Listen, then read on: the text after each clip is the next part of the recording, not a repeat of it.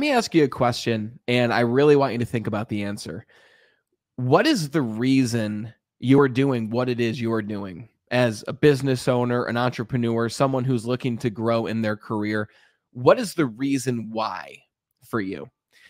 And your answer is most likely 90% of you or more, you might be thinking, well, the reason I work, the reason I run my business, the reason I chase after this higher level of success and growth is to continue growing myself. But I can guarantee most of you said it's your family. You're doing what you do to support the ones you love the most. You're putting in the long hours to support people and impact people, but also to leave a legacy for you and your family. And today, specifically, we're going to be diving into leadership in both business, but even more importantly, leadership in your personal life. We're going to be talking about how to break through a specific process to help you break through your limitations and reach the next level of your performance. And to do this, we're going to be talking to an expert in both leadership and leading a team of real estate agents. His name is Levi Gurno. But you know the fee for the show. When you take away any piece of valuable information, all we ask is you share this show with one person who could use it the most. We don't have ads. We don't have sponsors.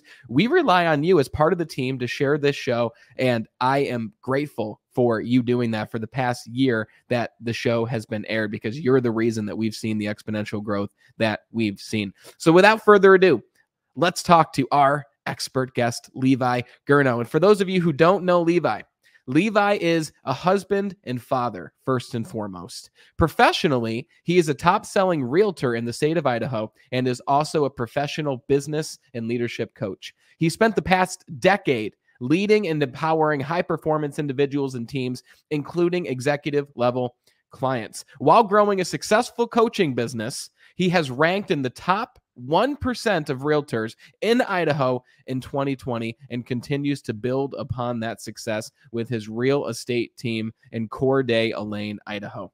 Levi enjoys all sports. He's passionate about health and wellness and loves making memories on the lake or on the slopes with his wife, Sarah, and daughters, Hope and Rosie. So without further ado, Levi, it is a pleasure to have you here, my friend. What's going on, Brandon? Thank you so much. I'm excited. I'm so excited and honored to be here with you. Dude, I love that it's 6 a.m. and you were just like bubbling with energy. You got the authentic smile going on. I had no idea it was 6 a.m. there, your time, until you told me. So I respect you being here and joining us. Absolutely, brother. Man. Like I said before the show, I'm better in the morning. Probably because I have 2.5 years with my daughter where I'm used to getting up between 4 and 5:30, right? So at first it was a negative thing. And then I was like, you know what? This is awesome. I have an opportunity to get up, spend time with Hope and be productive. So I'm excited to be here. How was it when you were, running your business and leading a real estate team and performing at a high level in real estate yourself? How was it that you were able to be a father for 2 young girls, man, especially with all those other things going on there for you? Yeah. Yeah, man. It was challenging, I would say. I first and foremost, my dad has always been someone who has modeled that for me. He's always been super present in my life, and him and I have an amazing relationship. And so I've seen it modeled for me my entire life. But I think just having individuals in my life who have empowered me, inspired me, led me, coached me. And, one thing when we found out my wife was pregnant, I always say this: when I got engaged, something internally was like, okay, it's time to step up and be a husband. Right. And then I became a husband and it was like, okay, so it's time to lean into that now. What's that look like? So I was always surrounding myself with people who, okay, you've been a husband for a while, right? When we found out we were pregnant with Hope, I was mostly excited, but there was that little bit. My wife was a labor and delivery nurse. I was building my real estate career, had been doing it for about 4 years, but really ramping up. And it was one of those things where I just had to surround myself with people who were a little bit before me, but also get extremely focused on my 20%, right? They say that 80% of the results come from 20% of the efforts. And so it was just dialing in like that 20%. What am I spending my time doing so that, when my daughter comes, let's say it's 3 in the afternoon, 2 in the afternoon, in the middle of a work day, and we have an appointment, or I just want to go hold her or whatever, I knew that the most important thing that I could do that day was done. And so I was building that habit the entire time of my wife's pregnancy. Now, am I perfect at it even to this day? No, but it's one of those things that I've continued to say, okay, what's the most important thing that I can do today, that by doing so, when I go home, I can be there and just be present and give it my best. Give my best. Beautifully said, man. That's very Yeah. inspiring as someone who's planning to have children right now. Yeah, And absolutely. and that's why when I talked with you at first, I resonated with you, because I am in a similar situation. I'm building a business. I've got all these lofty goals, and I feel that in our culture, and I don't know if you agree with me, it's just what I've seen. Yeah. When people have kids, a lot of people are like, okay, now I've got kids and this is the only thing that I can focus on right now. My only goal is to make them successful, which is awesome. Like very, very noble goal to want to take care of your family and make sure they're well off. But I believe that you can do both.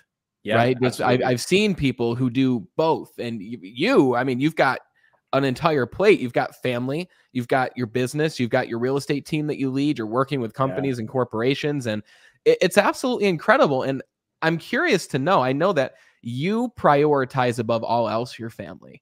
And even absolutely. in the bio that you sent over to me, family's first, and you even write first and foremost. When you and I talked together, the first thing you mentioned was my family. When you go to your Instagram, which, guys, you got to go check out Levi's Instagram, and the link is in the description.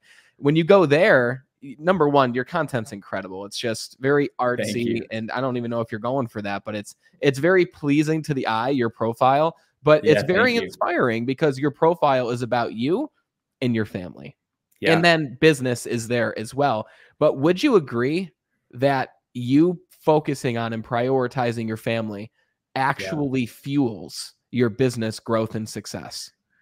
Yeah, absolutely, man. Well, first off, I appreciate you saying that about my Instagram. People have always kind of asked, as a business owner and a family man, like, hey, should you have a business Instagram? Should you have, whatever? And I'm always like, man, my hope is that people can go to my Instagram and know what I'm about, right?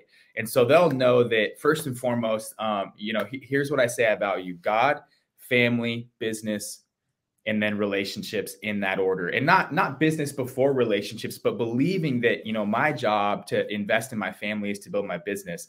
I'm a relational person, so the two are tied, right? Business and relationships, they're just tied together, but I'm not going to sacrifice that order.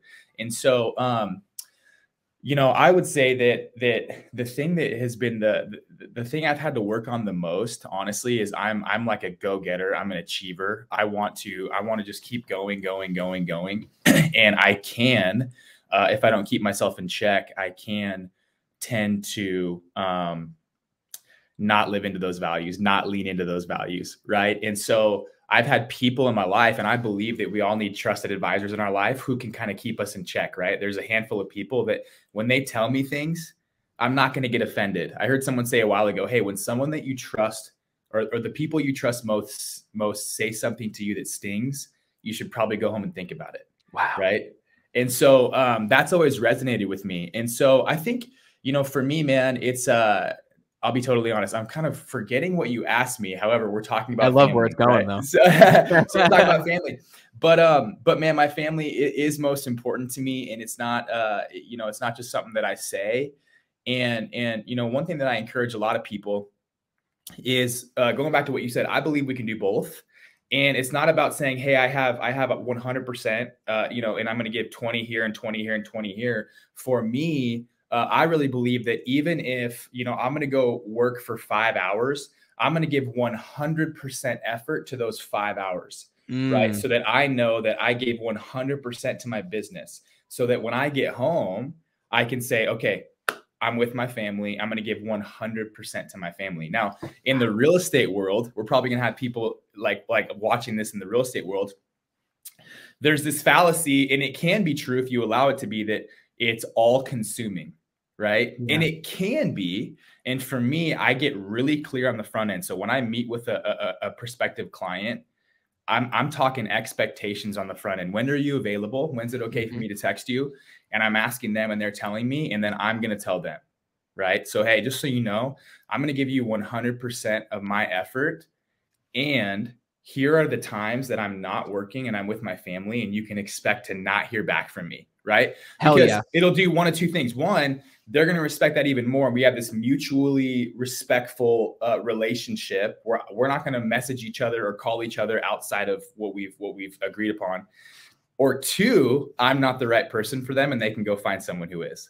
Right. Damn. And both are a win. Both are, you know, either one's a win. So I've had to learn that, Brandon. And my first 2 probably highly productive years in real estate was that was like trial by fire, because I'm producing, I'm on, at that point I didn't have my own real estate team. 2018, 2019, I was on a high producing real estate team.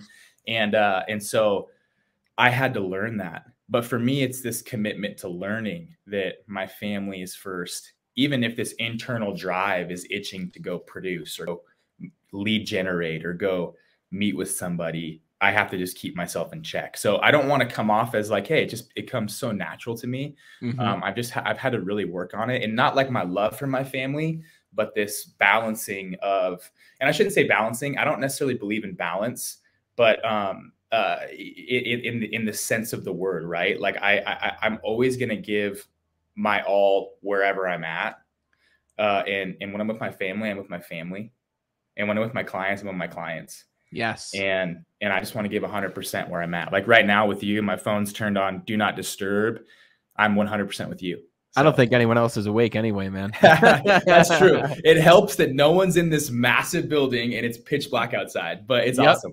Exactly. They're all sleeping while we're podcasting. Yeah. Yeah. The thing I respect about what you said above all is that at the beginning, you didn't have it figured out. And you were a new agent. You were getting into it. You were finding your footing. It was before the team. And you had to really figure out, even like what you said earlier, what the 20% was versus the 80% that wasn't getting you the results. But something that I also really like that you said, because I talk to a lot of service providers on here, and you're actually the first real estate agent I talked to. And it's the same thing. You're providing a service. You're helping people to find their dream home. And you specifically are helping other people to help people to find their dream home. But the whole idea of setting the expectations is so important, because when I first started working with clients, I remember last year is when I really went in, started developing a roster of clients, really helping people. And I didn't set great expectations to the point where I think of one person in particular who's still a client. And actually, they're one of my best clients, get the best results.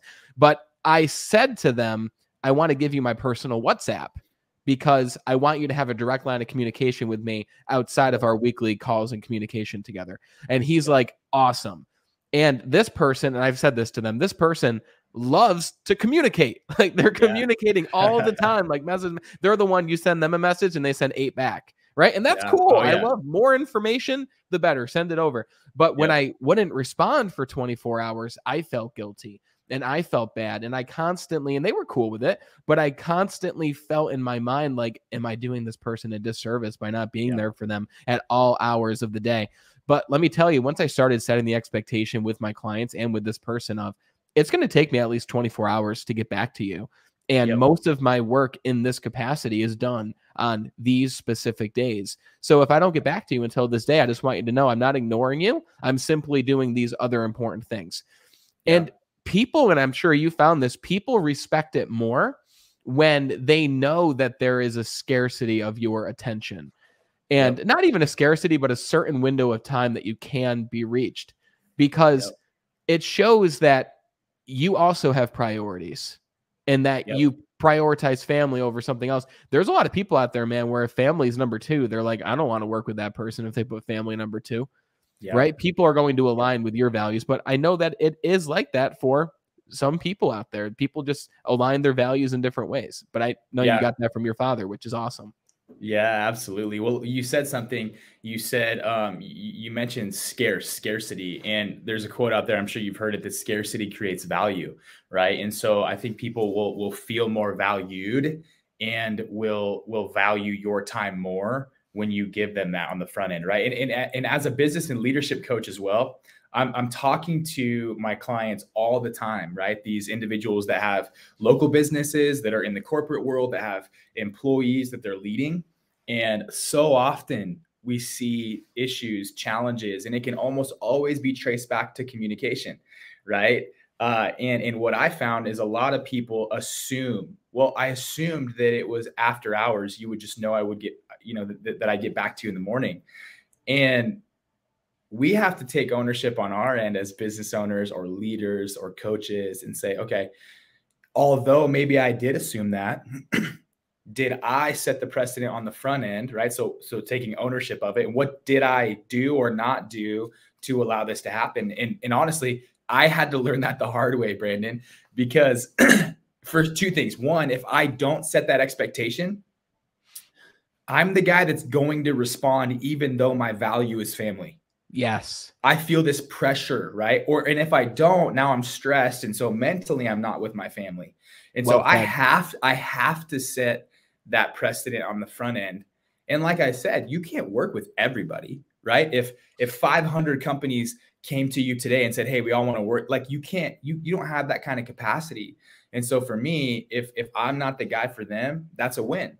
Because now I'm the guy for somebody else. And I know that I'm not taking up someone's time who's expecting me to be up at all hours of the night, right? Not saying that's healthy ever, but there are agents out there, maybe not married, young, just hustling in college, out of college, go-getters. Like maybe that's your person, right? Maybe that's your guy or gal to help you in this season, but not me, right? So, that's really how I've learned it. And you're right. It's been modeled from my father growing up. Yeah. But again, man, it's hard. It's hard. Oh yeah. And that's, I mean, that's in order, it's not easy. Like you just said. And Jim Rohn used to have a quote when I used to listen to him. He used to say, don't wish that it was easier, wish that you were better. Yeah, absolutely. And for those listening, like you're obviously listening to this because you identify as a leader or you wish to identify as a leader, whether in title or simply just by character traits. And it is very hard. And another thing that I heard from Evan Carmichael is you do hard things. So when things get hard, reinforce to yourself, yes, this is difficult. But I was talking to my wife yesterday and she's going through, a lot with work right now. She's a social worker and she works with people who are at their darkest times. And she was just having one of those days because it's inevitable that rubs on you, especially when you have a day full of it. And we were just talking about like our first job where we actually met. We met working at a Six Flags theme park. Awesome. I looked at her and I said, what would you give right now just to go back and work one more shift at the Great Escape? You and I work a shift together. And she's like, oh man, what I would give for that right now. Because if you think about it, it's a very low pay, low value position because it's low value because there's less challenge. The things that are more difficult, the things that are hard are the things that cause you to grow. Sometimes faster than you ever expected to grow. And I'm sure that was the case for you once you went from being a real estate agent to then leading a team of real estate agents. Is that true? Were you pushed at that point in your life? Oh, absolutely. Yeah. I mean, I think my wife and I say the same thing, right? When we got married, so my background, I was in ministry leadership, and in ministry leadership, not a bad thing, but it's not the highest paying job, which was awesome for us. We lived in this super humble apartment downtown Coeur d'Alene, and in the moment you're like, you don't really have this perspective. You don't know what you don't know, so you don't know what it's like to have clients and all this pressure and needing to time block. And so now we'll look back and we'll say, man, do you remember those days when we had like no money and like we could just do whatever we wanted? And we lived in that little apartment downtown Coeur d'Alene, and we'll talk about that. And we're like, that was awesome. And yet, right, like I wouldn't go back if I could. I wouldn't actually go back if I could, even though it's challenging. Now I have two kids. I have a 2.5-year-old, that's Hope, and then as you mentioned, Rosie, she's 6 months, and I'm building a business. I would say that the harder it is, the more we grow, right? If we allow it to. I would say you have to allow it to. I'm a firm believer that like there's one of two roads. We can take the road of a victor or the road of a victim, right? And I think the road of a victor is man, this is challenging, and what can I do? Or, hey, today didn't go as well as I had planned. So what can I do tomorrow? What can I learn from today? I wasn't as prepared for the day, so I rushed out and I didn't give my best to my team or my clients. What can I do better tomorrow? Or the road of a victim would say, man, my daughter didn't sleep last night, right? She was up all night, and gosh, I just wish Hope would just sleep in a little bit so that you know what I'm saying? And I think there's two roads there. And I'll be totally honest. Again, I had about 6 months when Hope was younger, because we had a lot of challenges. That we had a rough go when she was little. I think there was a couple months where I took that road. And I remember I was with one of my business partners, and he said, hey man, what if the issue isn't Hope? Wow. Yeah. And you just kind of said that. And great again, question. Going back to the trusted advisors in your life that you allow in to tell you what you need to hear, because he knows my intention. He knows who I am. He knows what I've worked on. But when you're in the moment, when you're in the thick of it, it can feel like, dang, man, poor me. Right. Not that you say poor me, but dude, like no one else would have blamed you for that. Like you're around 99% of people and you're like, oh yeah, you know, my daughter was up all night. So I haven't really been able to get much done at all. And they're like, oh, I hear you, man. I went through the same thing myself. And you just get in the back and forth of, you know, victim. Yeah. And then you're finally around somebody who brings everyone up. You're finally around someone who just gives off that vibe. And they ask the tough questions of, hey man, what if it isn't Hope? Yeah. Right. And that causes you to think differently. Yes. And I loved the question. That's the thing, is I've learned to love that stuff. And then I remember I said, you know what, you're right. What can I do? If I know she gets up at 5 o'clock every day, then I can get up at 4:30. Like if that time in the morning is really important to me, I can go to bed earlier and get up at 4:30 and I can get this done. And then I can give her my all. And I started viewing that time as what a blessing. I have uninterrupted time with my 2.5-year-old that someday I won't have. Like, this is incredible, right? And so it's just been this growing experience for me. And I love it. I love it. You know, I love being refined by challenges and the fire.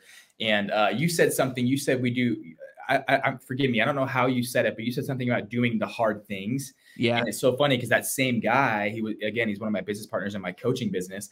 And their son, his son's name's Ryder. And when his wife was pregnant with Ryder, they would speak into her tummy like, my name is Ryder Bruce Larson and I do hard things. Wow. Every single day. So they're speaking life over him. I do hard things every day. Wow.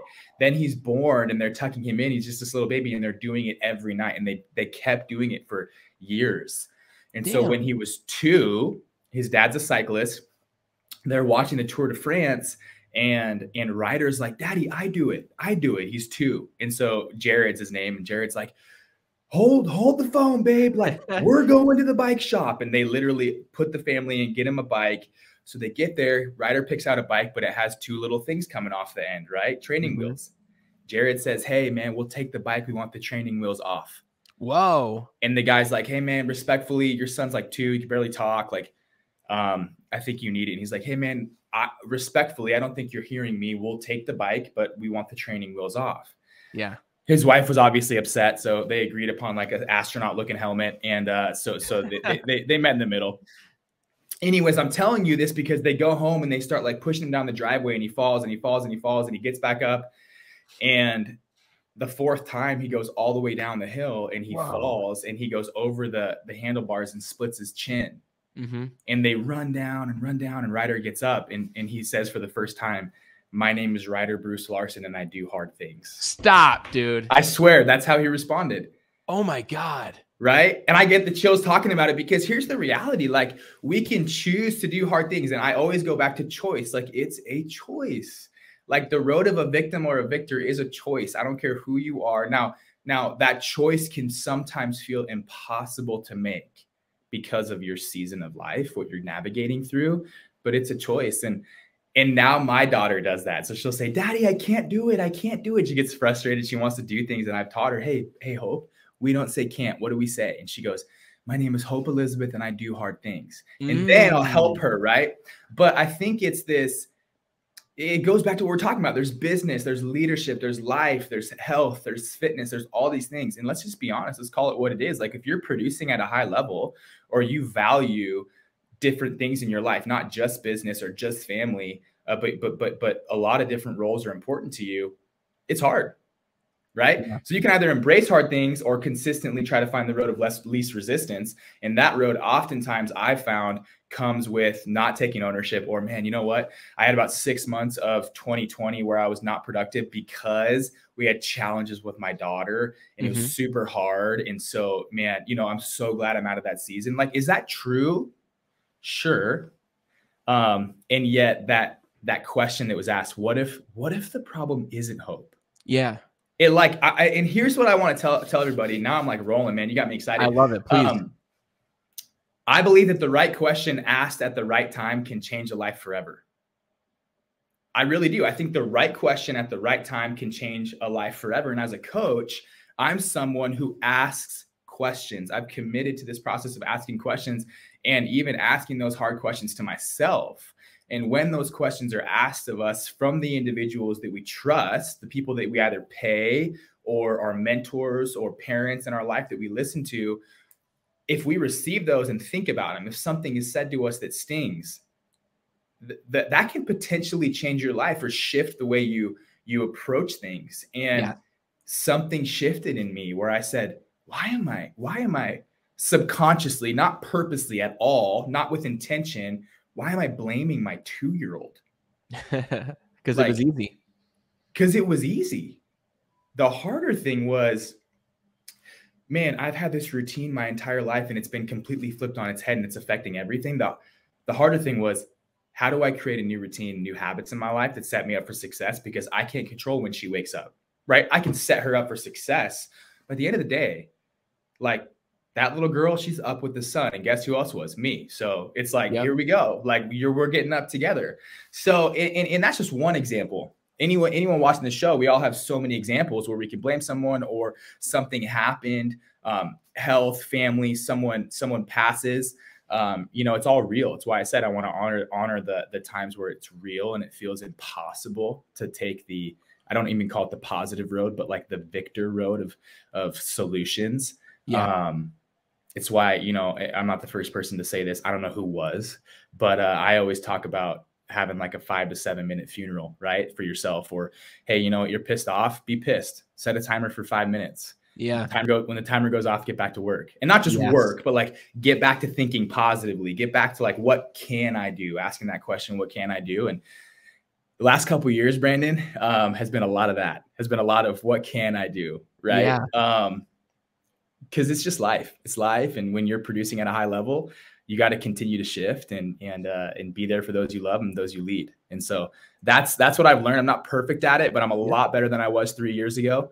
And I'll be a lot better tomorrow than I am today. So I love how you say, give yourself permission to feel that way for 5 minutes and set a timer. And the thing is, when you actually go to set the timer, that's the exercise itself, because you're like, this is really silly. Like, why am I even about to give myself this time to feel this way?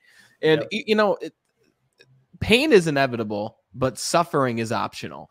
Yeah, you don't need to suffer. And when I see people who are suffering, and sometimes over the smallest things, I feel for those people, because I know that they simply haven't been trained in the alternative, which is what you said, asking yourself different questions, not, oh, this is terrible, I can't do this, no, I can't do that, but exactly what you said. How can I do this? How can I adjust my routine in order to make this work? And, you know, what changed my life was when I finally had one of those role models come into my life, and I wanted to move up in the company that I was working with in sales. And I said to him, I'm ready to move into leadership. I've been here 3 years now. I'm a top performer in sales. I'm ready to show other people how to do it.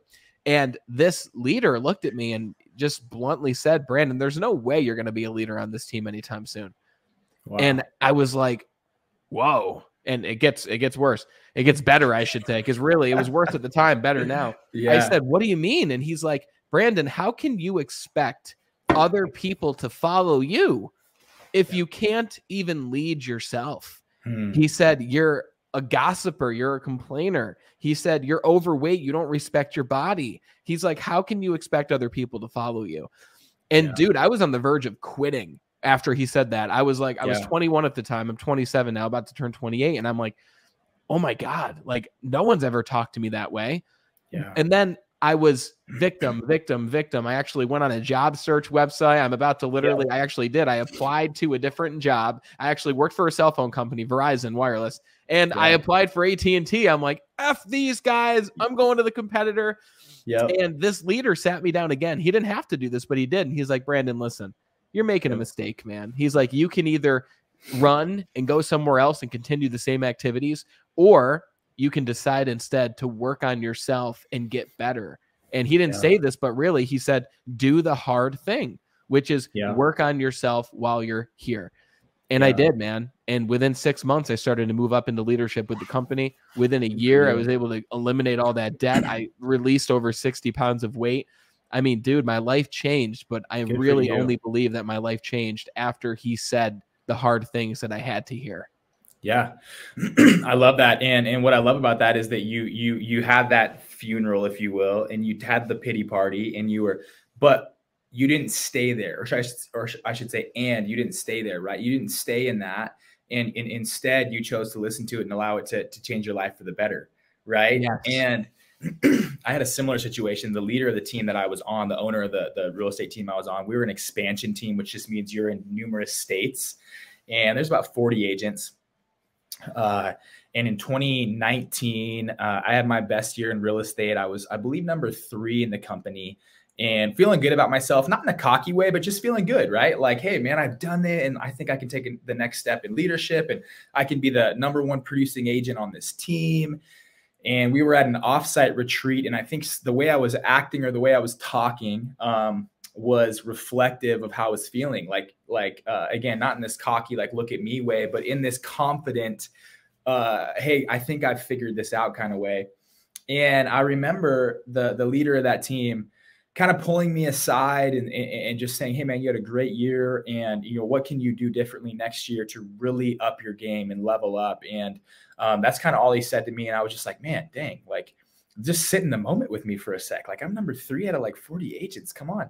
And I wasn't upset, but I was like, okay, whatever. You know, it's obviously not impressive to him, nor should it be. I'm not looking to impress anyone. And then after that, we went back to our office, which was our location, which is in Coeur d'Alene, Idaho. And he was doing the team, a leadership training for about 12 of us. And I don't remember what was said, but he looked at me and he said, hey, permission to kind of come in hot in front of everybody. I said, yeah, absolutely.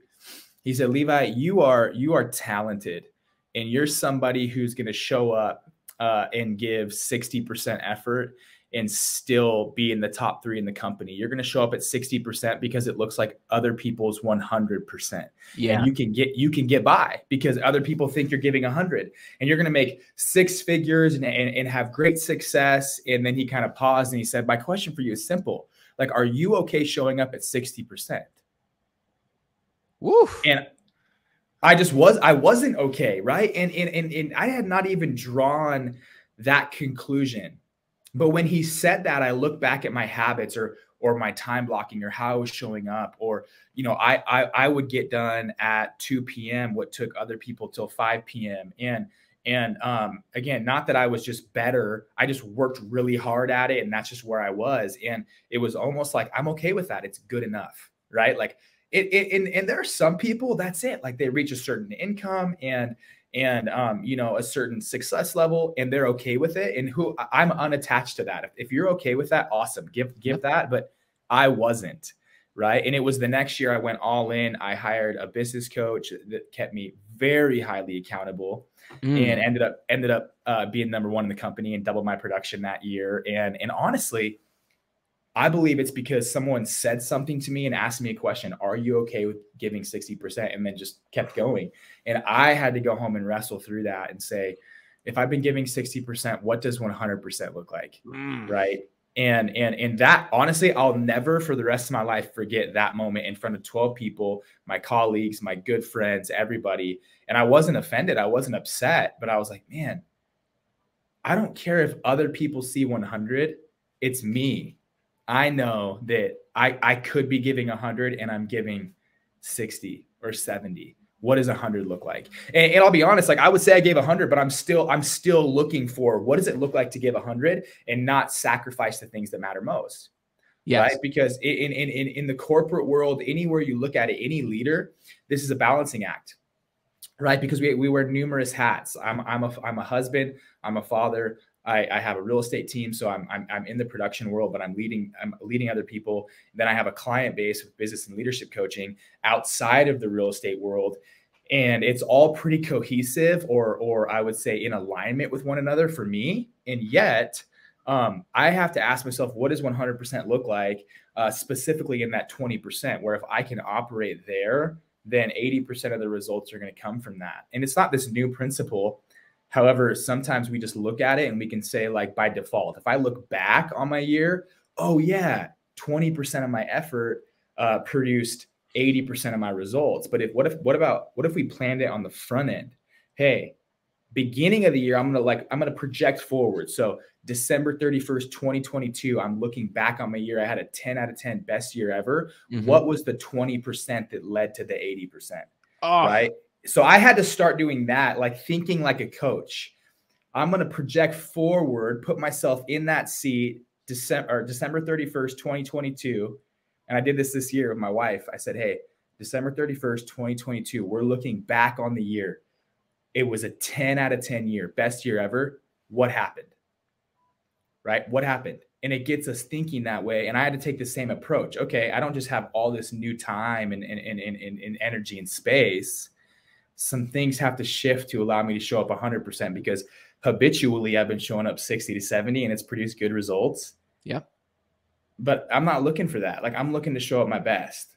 Right. And I've always been kind of me against me. I'm competitive, but I'm most competitive with myself. And I think that helps too. I have this drive, this internal drive, that I just want to show up my best and see the results that can produce. Oh, dude, you are like a Joel Osteen, man. Like you give off such, like, I just love listening to you, man. And Thanks, man. I don't say that to other people, dude. Like, very rarely do I find someone who, like, you remind me a lot of me. I was that person who could put in 40% effort and be, you know, in the top. And I think that you were very generous by saying 60%, because I'd gather it was even less than that realistically. Yeah, absolutely. And you know, I have so many questions just based off that. Like, is it nature, is it nurture? But I there's so many I'd like to ask you that I'd rather say this first. When you first started working with the business coach, when you said, I'm ready to start performing at a higher level, what would you say were the biggest takeaways from you investing in yourself and working with a coach? Because I'm sure you said to yourself, whoa, this is a big investment, bigger than I thought. Will it pay off? Is it worth it? Like, what was the biggest payoff for you, for yourself? Yeah, I know the answer right away. So it was the accountability factor. We all think we're accountable. We all have people we're accountable to, whether it's our spouse, our partner, agent, etc. But I actually hired somebody to hold me accountable. Now, granted, they helped me gain clarity on what I needed to do, right? How many appointments do you need to set every week? And to do so, how many calls do you have to make? And so to do that and not sacrifice what matters most in your life, what time do you have to get in? Who do you need to call, right? It wasn't about this auto dialer and calling everybody. It was getting super clear about who I'm calling, things like that. Like, this coach very much helped me. But the takeaway was that the number one thing I was missing was like high level, real-time accountability in my life. Not just like, hey, did you get that done? Oh, you know what? I didn't. Hey, no worries. I know that you're having a challenge with Hope, and I'm sure that's stressful on your wife. And so, hey, get it next week. No, here's what happened, Brandon. And I'm a coach and I've never done this before, but I want to with somebody. So I hired her and she goes, okay, so it sounds like this is less about helping you figure out what you need to do. Levi, what I hear you saying is you know what you need to do. I said, yeah, I know what I need to do. Not that I know it all. You're going to need to help me get to clarity, but I do know what I need to do. It's just doing it. And she goes, so it sounds like you're hiring me for accountability. I said, yeah. She goes, okay, so if this is going to be a win for you, then here's what I want you to do. And again, I hired her, right? And she says, I want you to send me 6 $500 checks every single week. If there's anything that you committed to that was not accomplished, I cash a check. After 6 checks, we're done. Whoa. And I was like, dang, man. So I did. I'm like, yes, That's girl, powerful, I love man. that. Right. And so I send her these checks personally written out to her. My goal was that I never have to go to my wife and say, hey, you're going to see this come out plus this, because I didn't do what I said I was going to do. Mm-hmm. Right. Because I can't blame anybody. So my goal was that I'm never going to let her cash a check. And for 52 weeks, I did every single thing that I committed to. So you got free coaching. Yeah. So she didn't cash a check. And well, so not really free. It would have been on top of it. Right. But still, okay, it's fair. like, it's like pretty much free coaching. Yeah. And for me, it was like that produced the results. Hell yeah. Because that's accountability. Right. You had a very wise coach. She was awesome, man. She was a hard ass, but awesome. But the reality is it's the accountability. I think a lot of people, and being a coach myself, people will hire me to be a consultant. Big difference between consulting and coaching. Consulting, I'm going to come in and tell you what to do and how to do it. Coaching is I'm going to help you identify where you are, where you want to go. And then together we're going to identify the steps it takes to get there. And I'm going to hold you extremely accountable to doing that. Well said. Right. So it's different. I'm not the professional in your role. You are. As a coach, I come in as a sacred partner, hold you accountable, ask you extremely hard questions, and we're going to get clarity every single week that by doing so, you can accomplish the things you say you want to accomplish, the things you say are important to you, right? And so that's what I realized was missing, because it's one thing to have a team leader who says, hey, man, hit your goals, guys. Come on, we can do this, and hoo-hoo, rah-rah, which is needed and important.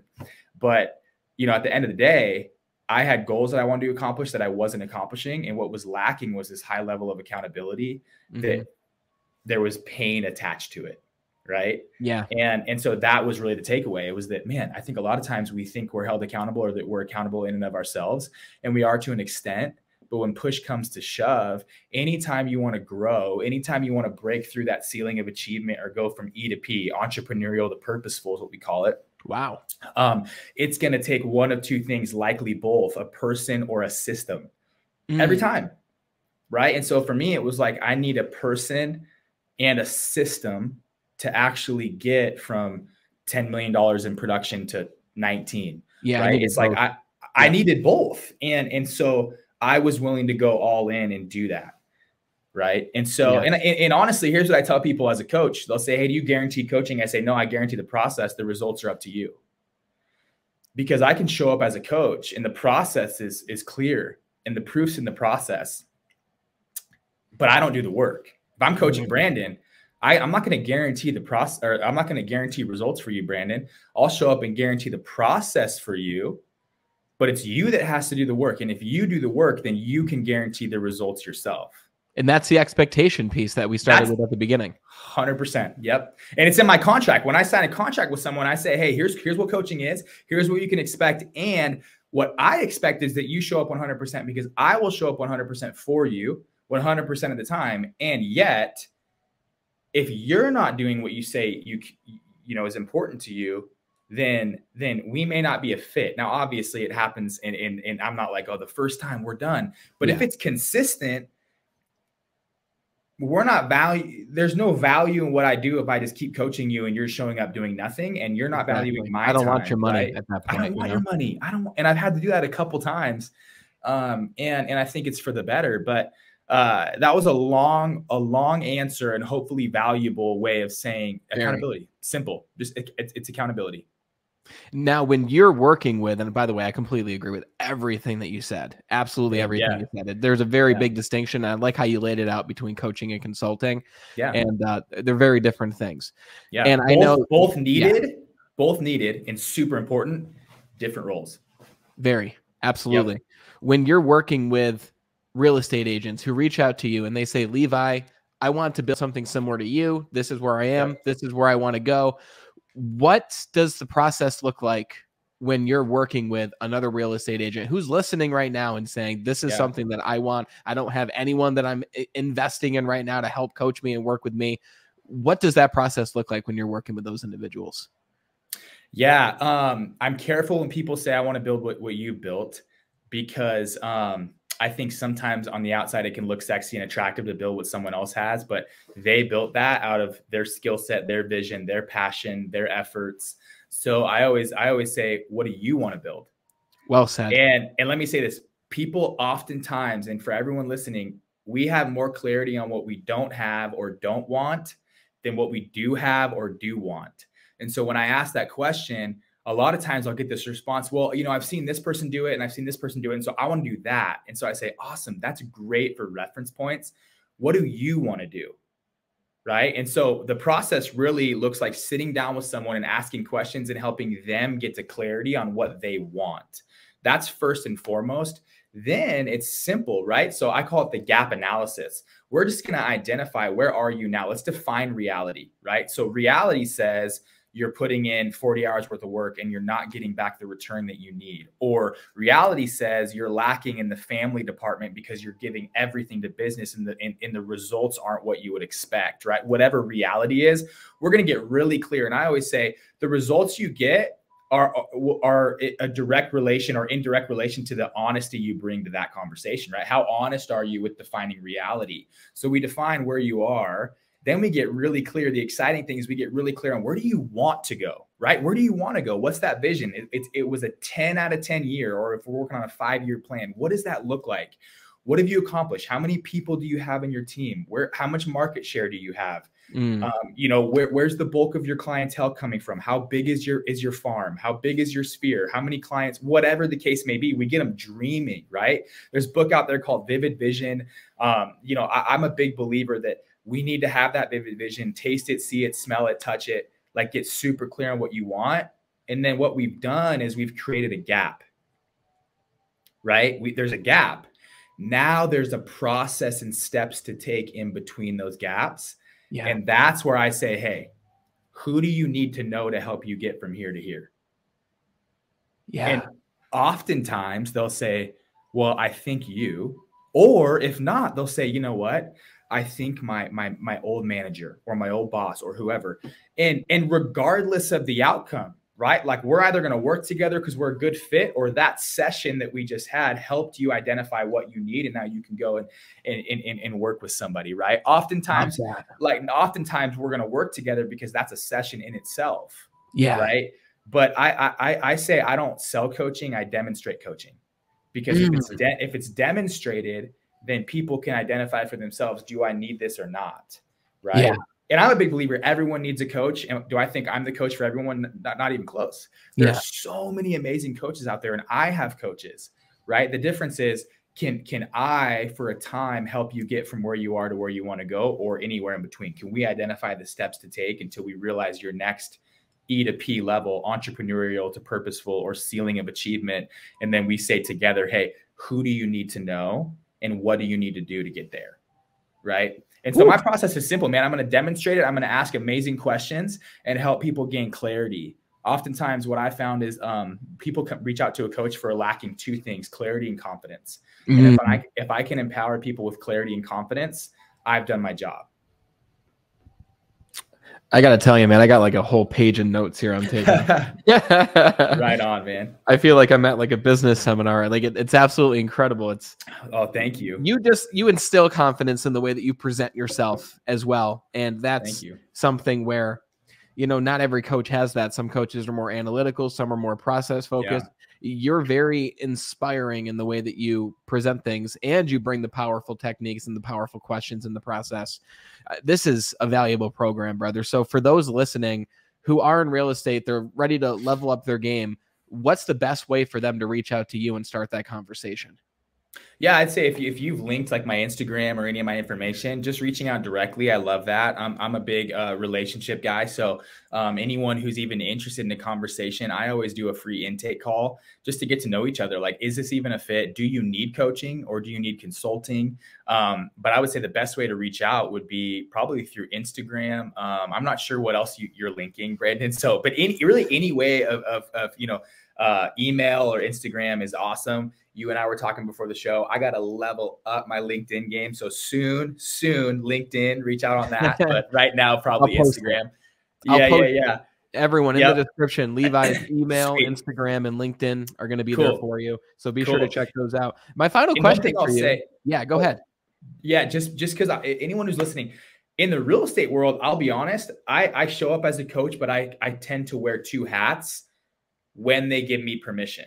Right. So what I mean by that is I show up as a coach and I'll ask, like, if I notice, hey, Brandon, you're a realtor and you're struggling with something, if I've been there before or done it, which likely I probably have, I'll say, hey, is this permission to put on my consulting hat?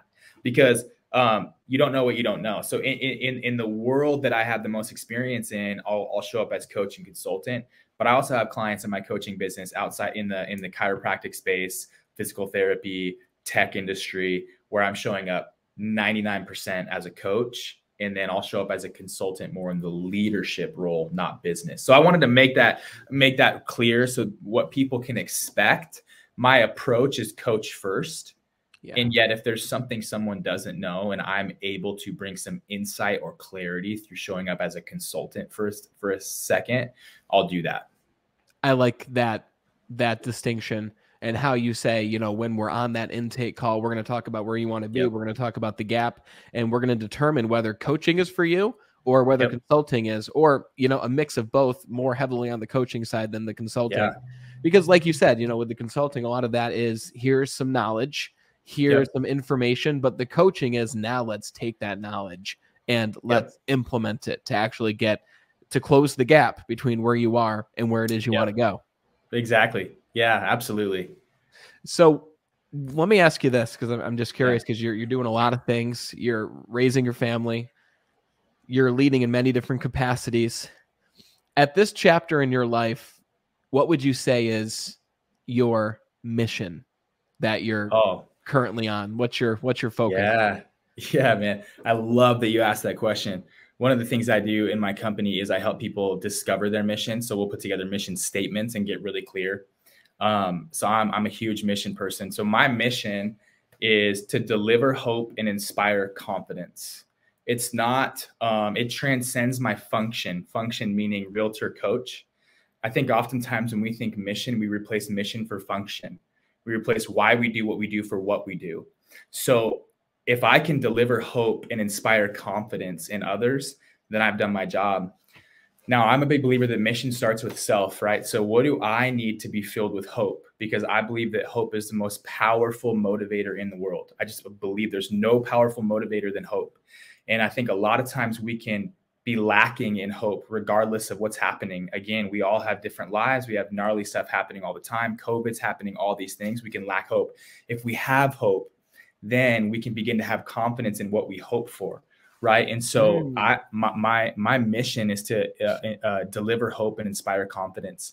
Now, practically speaking, that starts with myself. And if I can be hope filled and be inspired, then I can do the same thing for my family. So my wife and my daughters. So that's my mission statement. That's what drives me. It's why I get out of bed. It's why I was up at 5 to be on the show, because if anything I said can deliver hope or inspire confidence, you've allowed me to live into my mission. You did it, brother. I did it, right? You're doing it. Thank you, man. And then practically speaking, it's for my family. It's for me and my family, because that's my mission field, right? If I can get that right, then the rest is not easy, but it's simple. And so that's it, man. My mission is to deliver hope and inspire confidence. And practically speaking, it's like my family's everywhere. You see my Instagram. Some people are like, you post about your family a lot. I love them. I want people to know that I love them, right? That's who you are. Yeah, it's who I am. And so that's it, man. That's my why. Well, you've inspired me with hope and confidence today. And if you've inspired me, I know that you've inspired everyone else who's listening to, whether they're live or watching the replay. So, Levi, it's been a pleasure having you on the show, brother. I'm glad that Di connected you and I. And it's just, I believe everything happens for a reason. I believe in serendipity, law of attraction, whatever you want to call it. So I'm very happy that we crossed paths and that you made the time in your early morning to be here. Thank you, brother. Yeah, man. Thank you so much, Brandon. I appreciate it. Where do we begin from takeaways from that conversation? Number one, I know you're filled with hope right now. I know you're filled with confidence. We covered everything from prioritizing what matters most to you in your life. If you're someone who doesn't have a family that you're building, if you're someone where you don't have a ton of different responsibilities and you're just going all in on your business and your career, more power to you. That's incredible. And it's possible for you to go all in on your business and your leadership and your career while prioritizing what's most important for you. And if you're watching this, then realistically, that's going to be your family. That's going to be the ones that you're doing it for in the first place. Tons of awesome takeaways from this conversation. Go to Levi's Instagram and wherever you want to contact him, Instagram, LinkedIn, email, start a conversation with him. Just to talk with him, because he's going to fill you with hope and confidence just like he did here. And if you're in real estate, you need to start a conversation with him, because you heard the difference coaching made in his life. And then you can determine based on your intake call with Levi if it makes sense for you to embark on that next step in your journey. If you found any value or insights from this conversation, share the show with just one person. We've only been able to grow as much because of you and your efforts. You're part of the team. And as always, thank you so much for watching. And until we talk again next time, continue to be better.